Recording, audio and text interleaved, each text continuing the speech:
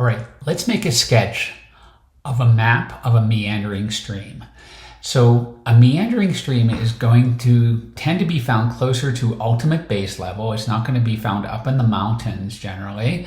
And so it's not going to be in a V-shaped valley. It's going to be in a wide, well-developed valley that has a good floodplain associated with it. So I'm just going to add a couple contours to the side here to show where this valley is. I'll start out with one over here. I'm going to make a index contour, a little thicker, a little darker here. Label that in a minute. And put on one more contour on the side. And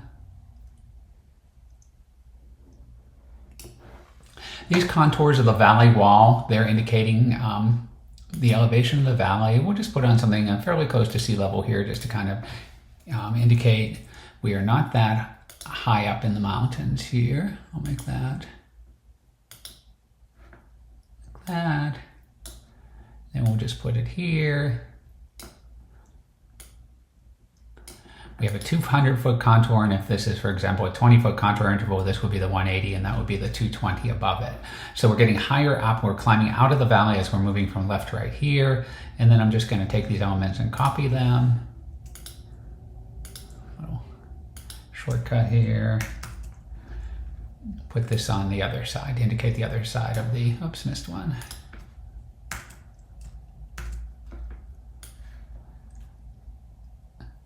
The other side of the valley over here. So our stream is going to be in this valley, but before we do that, let's just kind of indicate with our draw tool, I'll use black this time, that this entire thing from here all the way over to here, this is going to be the stream valley.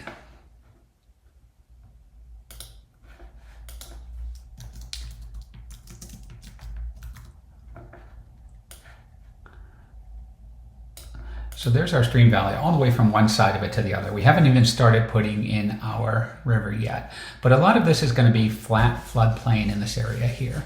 But now let's go ahead and sketch in our river, and of course, or a stream, and of course this is a meandering stream. So I'm going to make it meander. I'm going to start up here, give it a big meander loop over this way, come back, give it another big meander loop over this way, come back, give it a little meander loop over this way, and call it quits. So I want to put the other side of my stream on, because I'm drawing the stream channel here.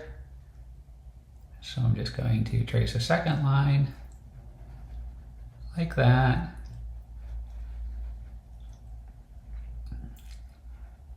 And this is going to show where the active stream is. So if you came here any day of the year, this is where you would expect to find the water in the stream, just right in. Of course, it would be this entire area. I'm just kind of highlighting it here with a highlighter to show that the water in the stream would be between those two lines here. And we can label that if we want to. That's going to be the channel of the river, so, or of the stream. So I'll just put in stream channel, make it smaller, and wherever you want to label that there. All right, so now we have our stream channel in, and every place else that's outside of here, here, and here, this is all going to be the floodplain. So let me label that as well. I kind of like that size. I'm just going to copy this once, change this to floodplains.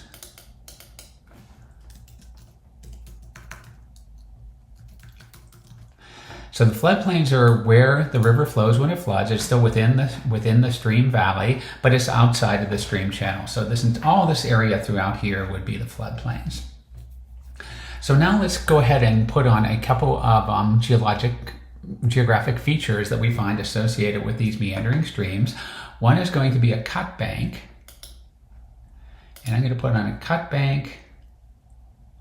I'll use black there. I'm going to put on a cut bank, just as kind of little ticks on the outside of the channel, and right, this is going to be always occurring on the outside of the meander loop, and we can see here it's actually cutting into the side of the stream valley as well. So over time, that's what's making the stream valley wider and wider. This meandering river, wherever we're on the outside of the contour, or on the outside of the meander loop, sometimes it's cutting into alluvium, like here, but other times it's cutting into the side of the stream valley. So that's going to be our cut bank, and on the other side, we get something deposited, maybe a sandy deposit here, and that's our point bar.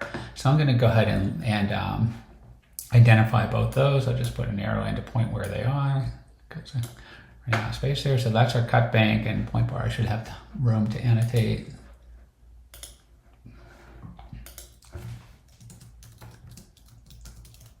So there's our cut bank, and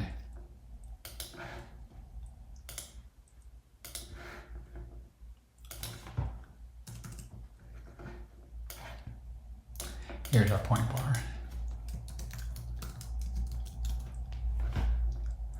So I have our cut bank, our point bar on there.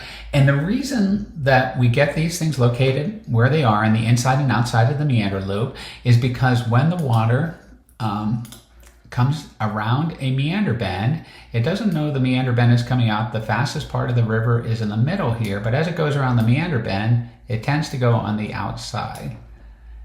So we get our fastest velocity of the river on the outside of the meander bend till it gets back here. Then it might kind of be more in the middle of the river. But once it gets around here, it's going to be on the outside again. So here on the outside of the meander bend, we have fast velocity.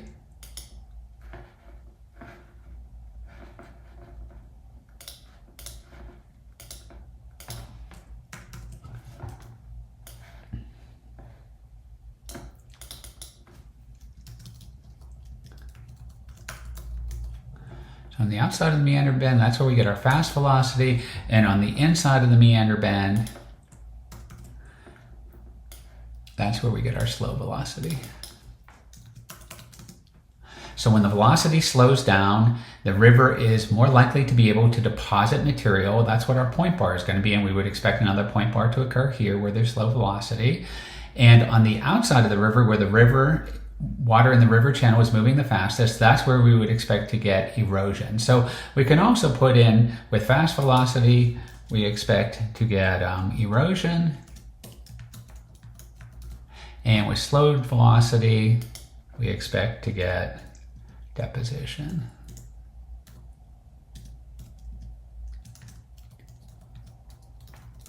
And when that erosion and deposition occur, the features that result are the cut bank for erosion and the point bar for the deposition. Another thing that happens is sometimes we have these big meander loops, and right, we're going to get erosion here, and we're going to get some erosion out here, out to this area here, or at least here. And sometimes these things can cut each other off. So essentially the river just finds a more efficient way to flow through. And sometimes when this happens in the past, we get these old abandoned meander loops, like this one I'll draw out here.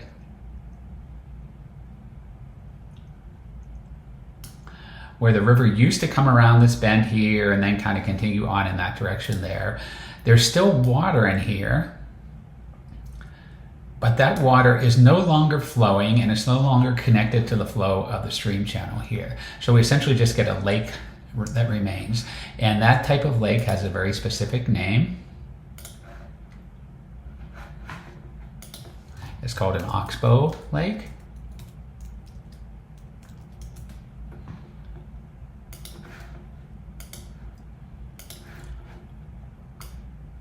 And the area here where it used to be connected to the main river channel, but it's no longer connected because the meander cut itself off, we'll call that a cutoff.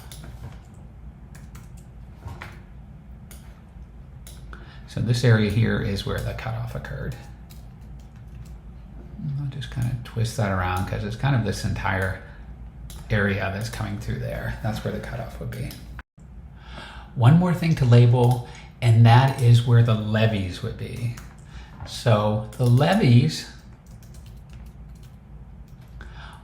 are the edges of the meandering river that are being held in place, that are holding the channel in place and preventing water from flowing out into the floodplains. So essentially both of these black lines I drew on the outside of the channel would be considered levees. So feel free to add a label for a levee at the location of your choice here, but all of these